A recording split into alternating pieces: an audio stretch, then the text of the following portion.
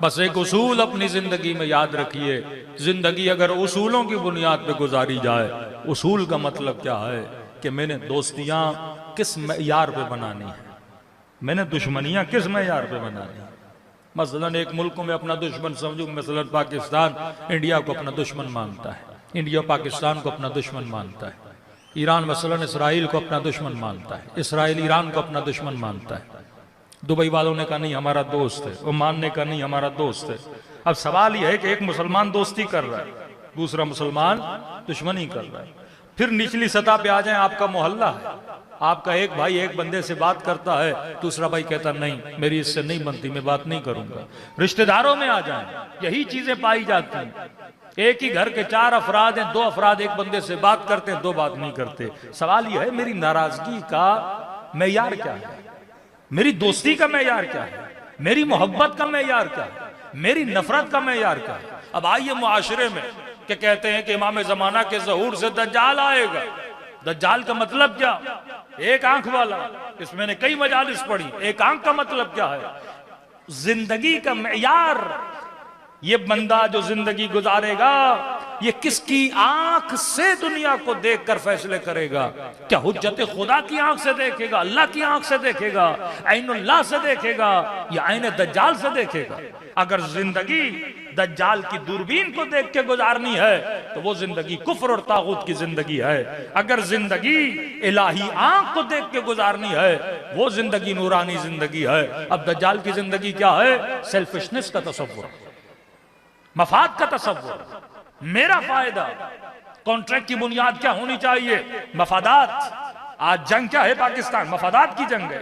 Internal मफाद, external मफाद। Foreign policy किस बुनियाद पे बनाई जाए? कहा जाता है मफाद की बुनियाद पे बनाई जाएगी। कौन मुल्क हमें पैसा ज्यादा देगा, कौन असलहा ज्यादा देगा, मफाद की बुनियाद पे। दोस्तियां मफाद की बुनियाद पे। अब एक बंदे से मैं दोस्ती कर रहा हूं, ये नहीं देखा जाएगा बंदा शराबी है, जानी है, झूठा है, दुश्मन अहले बैत है, सेक्युलर है, लिबरल है, किस में यार का करना? नहीं, बंदा पैसे वाला है। दोस्ती करूंगा तो माल मिलेगा, दोस्ती करूंगा तो क्या होगा? कॉन्ट्रैक्ट ज्यादा बनेंगे, दोस्ती करूंगा तो फायदे होंगे, माशरे में चलूंगा तो ये मुझे सपोर्ट करेगा। मतलब दोस्ती का मेयार क्या बना? ये वही दज्जाली आंख है कि मैं दोस्तियों का मेयार, बेटियों के रिश्तों का मेयार, बेटों की शादियों का मेयार, मेरे जिंदगी में सिलेक्शन का मेयार, मेरी जिंदगी में चुनाव का मेयार, मेरी जिंदगी में इलेक्शन का मेयार क्या बना? ये वो आंख है कि तू किस बुनियाद पे चीजों को चुनता है। अगर दज्जाली आंख रखता है तो वो सेल्फिशनेस का तस्वुर है, वो मफाद परस्ती का तस्वुर है। अब मैंने अपने मुल्क को बचाना है और उस मुल्क को बचाने के लिए अगर 10 मुल्कों को तबाह करना पड़े तो मैं कर दूंगा। ये वही दज्जाली आंख है। अगर पूरा अफगानिस्तान भी तबाह होता है तो हो जाए, क्योंकि मैंने अपने मुल्क को बचाना है। इराक तबाह होता है तो हो जाए, मैंने अपने मुल्क को बचाना है। यही सेल्फिशनेस का तस्वुर कि इसराइल कहे कि अगर 2 मिलियन गजा में रहने वाले मुसलमान मरते हैं तो मर जाएं, क्योंकि इसने मेरा मारा है और मैं एक के बदले में 100 मारूंगा। ये मफाद का तस्वुर है। लेकिन इस्लाम का तस्वुर क्या है? जब जंग करो तो मयार रखा करो, जब जंग करो तो उसूल रखा करो। फरमाया भागे हुए को कभी पीछे से वार न किया करो, किसी की बस्तियों को उजाड़ा न करो, किसी की खेतों को उजाड़ा न करो। इस्लाम ने एक मयार बना दिए। लेकिन आज दुनिया में कोई मयार नहीं है। मयार यह है कि मेरी बका अगर है तो पूरी दुनिया को तबाह करना है तो कर दो। मेरा घर बच जाए लेकिन 10 घरों को आग लगती है तो आग लग जाए। वही गेम जो पॉलिटिकल पार्टीज कराची में या पूरे पाकिस्तान में खेलती हैं। कभी नेशनलिज्म का पत्ता, कभी लिसानियत का पत्ता खेला जाता है। मतलब हम बच जाए, हमारा वोट बैंक बन जाए, हमारी वैल्यू बढ़ जाए। और उस वैल्यू को बढ़ाने के लिए अगर मैंने 10 लोग मरवाने भी हैं तो ये बाज़ औक़ात अपने बंदे भी मरवा देते हैं। मजलूम बनने के लिए अपने बंदे मरवा देते हैं ताकि मुआशरे में हमारी क्या बने? वैल्यू बने। ये वही सेल्फिशनेस का तस्वुर है। लेकिन हुसैन ने करबला में सर कटा दिया, अपने मफाद के लिए नहीं, दीन खुदा के लिए। ज़ैनब ने चादर कुर्बान कर दी अपने मफाद के। अपना नुकसान है ना, फायदा तो नहीं हो रहा। किसके लिए? दीन खुदा के लिए। क्योंकि वो किस आंख से देख रहे थे? अल्लाह की आंख से देख रहे थे। वो निजाम इलाही की बुनियाद पे देख रहे थे। सल अपना असद जो है सीरिया का प्रेसिडेंट जो है, उसको ऑफर दी गई बाकायदा कि जाओ ईरान को पैगाम दो कि अगर ये इसराइल को तस्लीम कर दें तो हम पूरे खित्ते का किंग बनाएंगे, जिस तरह शाह ईरान पूरे मिडिल ईस्ट के किंग था। अब जितनी भी उस जमाने में सियासतदानों की शादियां देखेंगे, शाह ईरान की शादी मिस्र से, उस वक्त भुट्टो फैमिली में ईरान से, यानी हर बंदा ये चाहता था या अपनी बेटी दें या वहां से किसी को लें, क्योंकि जिस तरह आज सऊदी अरब है, हर बंदा किंग खानदान से कुछ चीज लेना चाहता है, अबू धाबी से रिश्ते करना चाहता है, क्योंकि मिडिल ईस्ट को तकसीम किया जाता है कि ये पावर इस मुल्क को दिया जाएगा, का पूरा पावर आपको देंगे, पूरे खित्ते में आपकी ताकत होगी, आपका मजहब, आपका फिरका हावी हो जाएगा। जिस तरह एक फिरके को पूरी फैसिलिटीज दी गई, वो फिरका बढ़ता गया, हालांकि कम तादाद में थे, लेकिन आप देखें कई मुल्कों में उस फिरके को बढ़ाया गया, फैसिलिटेट किया गया, तो आपको भी करेंगे, बस शर्त यह है कि आप हमें मान जाओ। कभी आपका क्या जाता है, वो तो शिया है नहीं, उनकी आपसे बनती नहीं, आप उसे हमें मान लो, पूरे खित्ते में आपको पूरा पावर दिया जाएगा। लेकिन इन्होंने कहा नहीं, अगर हमारे मुल्क पे मसाइल आते हैं आ जाए, हम हुसैनी हैं, कमहबी उसूलों पे कॉम्प्रोमाइज नहीं करेंगे। कितना आदमी बढ़, ये सारे सैंक्शंस, कई ऐसे नेशनलिस्ट ईरानी हैं जो इसकी मुखालिफत करते हैं, भाई हमारा क्या जाए, पैसे हम कमाए और तुम मदद दूसरों की करते हो, मुल्क हमारा, रिजर्व हमारे, कमाई हमारी, दौलत हमारी, मादिन हमारे, लेकिन आप किसी गैर की मदद के लिए उन चीजों को इस्तेमाल करो, किसी गैर की मदद के लिए नारा लगाओ और सारे मुल्क पे सैंक्शन लग जाए, पूरी कौम मुश्किलात का क्या हो जाए, शिकार हो जाए।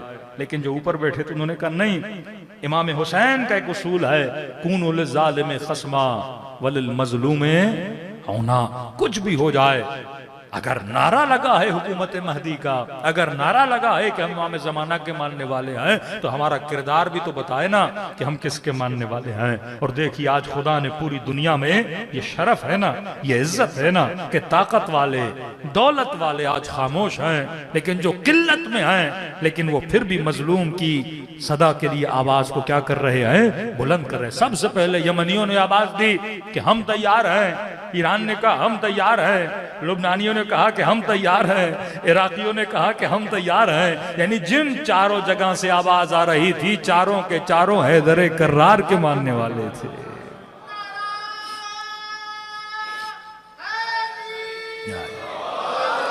यही वो दर से करबला है कि देखो तुम जिंदा कौमों में से गिने जाते हो, ये जिंदगी की निशानी है, ये वो इज्जत है जो खुदा ने आप लोगों को अता की है कि तुम हो जो निशानी बेदारी हो, तुम लोग हो जो आज भी, यानी आज पूरी उम्मत मुस्लिमा में अगर किसी पे जुल्म हो, वो उम्मीद किससे रखता है, अमीरुल मोमिनीन के मानने वालों से रखता है कि वाकयान अगर कोई आएगा हमारी मदद के लिए, ये आएगा।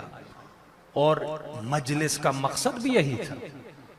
सवाल यह है कि एक वाक़े करबला है, एक वाक़े करबला है, एक मुसीबत जनाब सकीना है, जनाब अली असगर है, जनाब अली अकबर है, लेकिन हर मजलिस में उसे रिपीट किया जाता है। क्यों? इस फर्श अज़ा पे कौन सा वो जवान है, कौन सा मोमिन है जिसने शहादत अली अकबर नहीं सुनी? सबने सुनी हुई। कौन सा वो मोमिन और मोमिना है जिसने जनाब सकीना की मजलूमियत नहीं सुनी? सबको पता है। बार बार क्यों बताया जाता है? ताकि सोए हुए दिल को फिर क्या किया जाए, बेदार किया जाए। मजलिस हुसैन कभी भी आपके दिलों को पत्थर बनने नहीं देती। ये जिक्र मुसीबत आपके दिलों को नरम करता है। दिल जब मोम होता है तो आंखों से क्या आते हैं? आंसू आते हैं। आप एक अपना इमाम दिखाइए जो न रोया हो।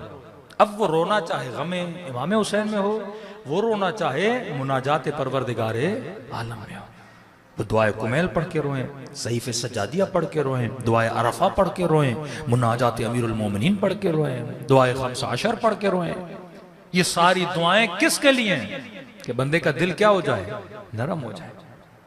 कि सैयदा ज़ैनब फरमाती हैं कि दुआए अरफा पढ़ते पढ़ते इमाम हुसैन वो कैफियत तारी हुई कि इमाम के महासिन पे आंसू जारी थे और यहां तक कि मौला सजदे में गिर गए। और फरमाया जब सजदे से सर उठाया तो जिस मिट्टी पे सजदा किया था वो पूरी मिट्टी आका के आंसुओं से गीली हो चुकी थी। यही कैफियत इमाम ज़ैनुल आबिदीन की। यही कैफियत जनाब कुमैल बताते अमीरुल मोमिनीन की कि पूरी रात कुएं में सर डाल के अली मुनाजात अमीरुल मोमिनीन पढ़ते थे, मौलाई या मौलाई कैफा अदऊक वाना अना। किसको? अली मौला कर रहा है अपने परवरदिगार आलम। तो फरमाया दिलों को कभी सख्त होने नहीं देना। नमाज की कैफियत बताए मोमिन, अगर नमाज पढ़ो तो कोशिश करो रिक्कत भरी आवाज में पढ़ो, ताकि तेरी आंखों से आंसू जारी। अल्लाह ये चाहता है कि ये दिल कभी पत्थर न बने। दिल जब नर्म होता है तो फिर मजलूम की आवाज के लिए सदा बुलंद करता है। लेकिन जिस माशरे के दिल पत्थर हो जाए, एक वक्त था पाकिस्तान में कराची में डेली 8-9 लाशें गिरी करती थी। तो कोई लाहौर का बंदा, कोई पेशावर का बंदा, कोई फैसलाबाद का सुनता था 9 लोग मर गए तो वो परेशान हो जाते थे। लेकिन कराची वाले को बताया जाता था 9 मर गए, कहते अच्छा 9 मरे, हमने सोचा आज 17 मरेंगे। कभी बम ब्लास्ट होता था, 20 मर गए, फिर 40 मर गए, फिर 200 मर गए। तो खबर सुन सुन के दिल क्या हो चुके थे? सुन हो चुके थे। अब परवाह नहीं, 200 मरे मर गए। ईद मिलाद नबी पे 100 से ज्यादा लोग मर गए, जूं की तू तक नहीं हुई पाकिस्तानियों को। दिल क्या हो चुके हैं? पत्थर हो चुके हैं। इटली या फ्रांस में एक जवान को पुलिस ने मार दिया, एक जवान को। पूरे मुल्क में हम हंगामे हो गए कि पुलिस ने गलती से एक जवान को मारा है। यहां लोगों की निगाहों के सामने लोग मार दिए जाते हैं, मुर्दा हो चुके हैं। ये मुआशरा अफसोस से जिस माशरे में हम रह रहे हैं एक मुर्दा मुआशरा है। लोग मर जाएं परवाह नहीं, इज्जतें लुट जाएं परवाह नहीं। ये जिंदा दिल बंदा हुसैनी होता है। कितने लोग हैं जो जुल्म सुन के रातों को रोएं, कितने लोग हैं जो मजलूम की आवाज सुन के रोएं। ये रोना बताता है कि बंदा क्या है? जिंदा है। इमाम हुसैन अपनी मजलिस में बुला के तेरे दिलों को जिंदगी अता करते हैं कि जिंदा होगे तो हुसैनी रहोगे। मुर्दा इंसान इस माशरे में बहुत पाए जाते हैं। फरमा दिल में दर्द पैदा करो, मजलूम की आवाज के लिए आवाज उठाया करो। मुझे नहीं पता कराची में कोई रैली निकली कि नहीं। अगर मजलूमों की हिमायत में सबसे बड़ी रैली निकलनी चाहिए तो वो अहले बैत के मानने वालों की आवाज होनी चाहिए। अगर हम आशूरा का जुलूस निकालें, अरबईन का जुलूस, ट्रेनिंग दे रहे हैं इमाम हुसैन आपको। क्या इससे 1000 साल पहले जो जुल्म हुआ था, उस जुल्म और बर्बरियत के खिलाफ तुम क्या निकाल रहे हो? जुलूस निकाल रहे। तो ये ट्रेनिंग है कि आज भी अगर जुल्म हो तो तुम्हारा ज़मीर क्या होना चाहिए? बेदार होना चाहिए।